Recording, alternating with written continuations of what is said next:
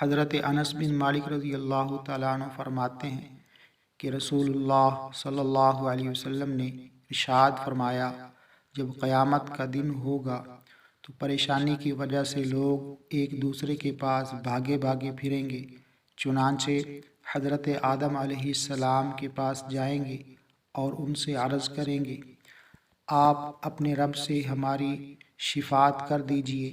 وہ فرمائیں گے، میں اس کا اہل نہیں، تم ابراہیم علیہ السلام کے پاس جاؤ، وہ اللہ تعالیٰ کے دوست ہیں۔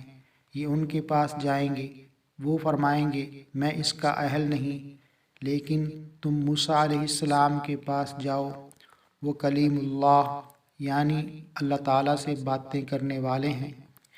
یہ ان کے پاس جائیں گے، وہ بھی فرمائیں گے، میں اس کا اہل نہیں، لیکن تم عیسیٰ علیہ السلام کے پاس جاؤ، وہ روح اللہ اور کلمۃ اللہ ہیں۔ یہ ان کے پاس جائیں گے، وہ بھی فرمائیں گے، میں اس کا اہل نہیں، البتہ تم حضرت محمد صلی اللہ علیہ وسلم کے پاس جاؤ۔ چنانچہ وہ لوگ میرے پاس آئیں گے، میں کہوں گا، بہت اچھا، شفاعت کا حق مجھے حاصل ہے۔ اس کے بعد میں اپنے رب سے اجازت مانگوں گا، مجھے اجازت مل جائے گی، اور اللہ تعالیٰ میرے دل میں اپنے ایسے تعریفی کلمات ڈالیں گے جو اس وقت مجھے نہیں آتے۔ میں انہی کلمات کے ساتھ اللہ تعالیٰ کی تعریف کروں گا اور سجدہ میں گر جاؤں گا۔ ارشاد ہوگا، محمد صلی اللہ علیہ وسلم، سر اٹھاؤ، کہو تمہاری بات مانی جائے گی، مانگو ملے گا، شفاعت کرو قبول کی جائے گی۔ میں عرض کروں گا، یا رب میری امت یعنی میری امت کو بخش دیجئے۔ مجھ سے کہا جائے گا، جاؤ، جس کے دل میں جو کے دانہ کے برابر بھی ایمان ہو، اسے بھی جہنم سے نکال لو۔ میں جاؤں گا اور حکم کی تعمیل کروں گا، واپس آ کر پھر انہی کلمات کے ساتھ اللہ تعالیٰ کی تعریف کروں گا اور سجدہ میں گر جاؤں گا۔ ارشاد ہوگا، محمد صلی اللہ علیہ وآلہ وسلم، سر اٹھاؤ، کہو تمہاری بات مانی جائے گی، مانگو ملے گا، شفاعت کرو قبول کی جائے گی۔ میں عرض کروں گا، یا رب میری امت۔ مجھ سے کہا جائے گا، جاؤ، جس کے دل میں ایک ذرہ یا ایک رائی کے دانہ کے برابر بھی ایمان ہو، اسے بھی نکال لو۔ میں جاؤں گا اور حکم کی تعمیل کروں گا، واپس آ کر پھر انہی کلمات کے ساتھ اللہ تعالیٰ کی تعریف کروں گا اور سجدہ میں گر جاؤں گا۔ ارشاد ہوگا، محمد صلی اللہ علیہ وآلہ وسلم، سر اٹھاؤ، کہو تمہاری بات مانی جائے گی، مانگو ملے گا، شفاعت کرو قبول کی جائے گی۔ میں عرض کروں گا، یا رب میری امت۔ مجھ سے کہا جائے گا، جاؤ، جس کے دل میں ایک رائی کے دانہ سے کم تر ایمان ہو، اسے بھی نکال لو۔ میں جاؤں گا اور حکم کی تعمیل کر کے چوتھی مرتبہ پھر واپس آؤں گا اور پھر انہی کلمات کے ساتھ اللہ تعالیٰ کی تعریف کروں گا۔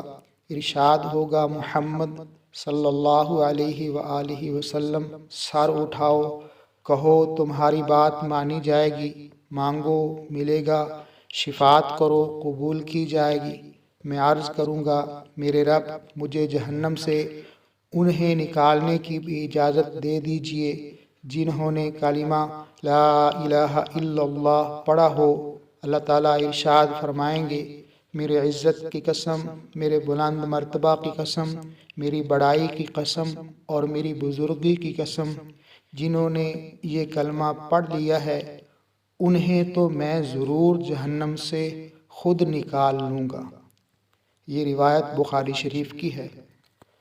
حضرت ابو سعید خدری رضی اللہ تعالی عنہ کی حدیث میں اس طرح ہے کہ چوتھی مرتبہ آپ صلی اللہ علیہ وآلہ وسلم کی بات کے جواب میں اللہ تعالیٰ ارشاد فرمائیں گے، فرشتے بھی شفاعت کر چکے، انبیاء علیہم السلام بھی شفاعت کر چکے اور مومنین بھی شفاعت کر چکے، اب ارحم الراحمین کے علاوہ اور کوئی باقی نہیں رہا۔ چنانچہ اللہ تعالیٰ مٹھی بھر کر ایسے لوگوں کو دوزخ سے نکال لیں گے جنہوں نے پہلے کبھی کوئی کام خیر کا کام نہ کیا ہوگا۔ وہ لوگ دوزخ میں جل کر کوئلہ ہو چکے ہوں گے۔ جنت کے دروازوں کے سامنے ایک نہر ہے جسے نہر حیات کہا جاتا ہے۔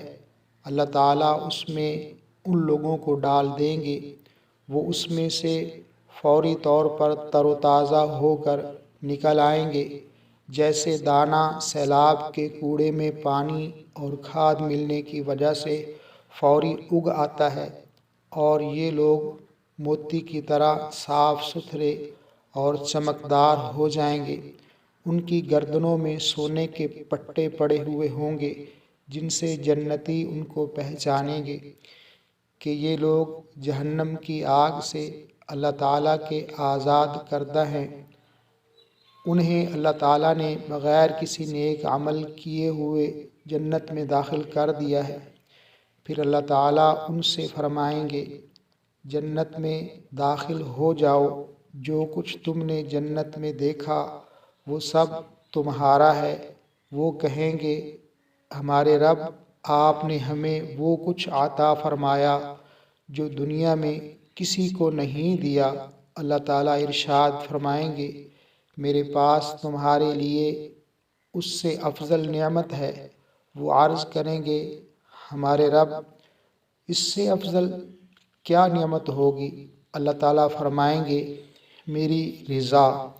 اس کے بعد اب میں تم سے کبھی ناراض نہیں ہوں گا۔ یہ روایت مسلم شریف کی ہے۔ فائدہ: حدیث شریف میں حضرت عیسیٰ علیہ السلام کو روح اللہ اور کلمۃ اللہ اس وجہ سے کہا گیا ہے کہ ان کی پیدائش بغیر باپ کے صرف اللہ تعالیٰ کے حکم کلمہ کن سے اس طرح ہوتی ہے کہ جبرائیل علیہ السلام نے اللہ تعالیٰ کے حکم سے ان کی ماں کے گریبان میں پھونکا، جس سے وہ ایک روح اور جاندار چیز بن گئے۔ یہ تفسیر ابن کثیر کے اندر ہے۔